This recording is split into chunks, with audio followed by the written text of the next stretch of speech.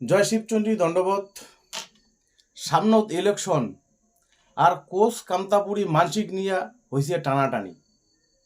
তার কারণ কোচ কামতাপুরি মানসির এতে বসতি 80 থেকে 90%। তো এইবার কোচ কামতাপুরি মানসি ভোট দিবেন কাক? আমরা দেখি এসছি যে বিগত দিনত স্যার জীবন সিংহ আশ্বাসত আমরা কোর্টে ভোট দিলাম, কেন্দ্রীয় গভর্নমেন্টক বিজেপি ভোট দিছি কিসের জন্যে? আলাদা রাজ্যের দাবির জন্যে, যে আলাদা রাজ্যে আমাক করে দিবে বা কেন্দ্রশাসিত বা ইউনিয়ন টেরিটরি বা আমাক করে দিবে এলা, তার জন্য সবাই ভোট দিলাম।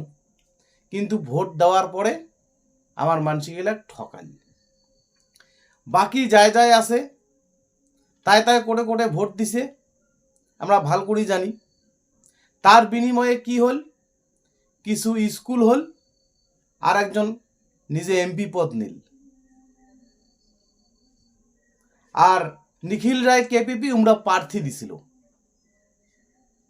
তো এইবার আমার সামনে একটা প্রশ্ন জাগে, কিন্তু কাউ স্কুলের দাবিতে ভোট দিল, কাউ নিজে এমপি নিয়ে বসে থাকিল, আর কাউ রাজ্যের বাদে বা এটাকার জাতি মাটির জন্যে একটা আশ্বাস দিছে, প্রতিশ্রুতি দিছে, তার বিনিময়ে বিজেপি ভোট দিল।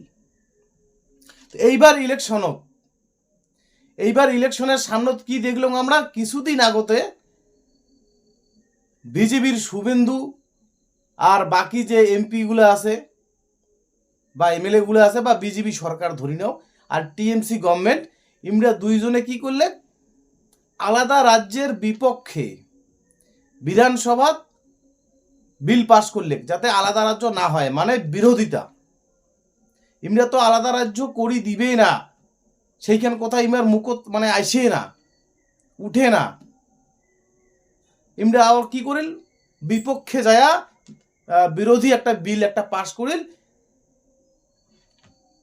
উত্তরবঙ্গের মানুষের আবেগের বিরুদ্ধে, উত্তরবঙ্গের মানুষের চাওয়া পাওয়ার বিরুদ্ধে, উত্তরবঙ্গের বা কোচ কামতাপুর এর মানসিগুলার সমস্ত আশা, সমস্ত চাওয়া পাওয়ার উপর জল ঢালি দিল।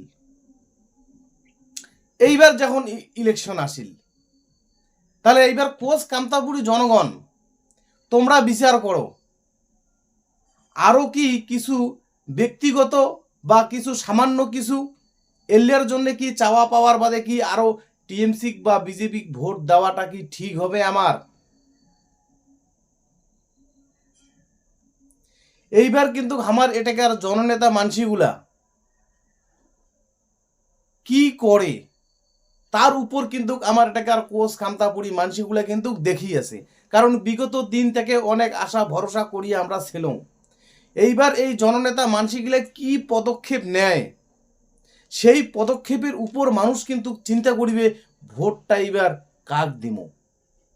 জয় শিবচন্ডী দণ্ডবোধ।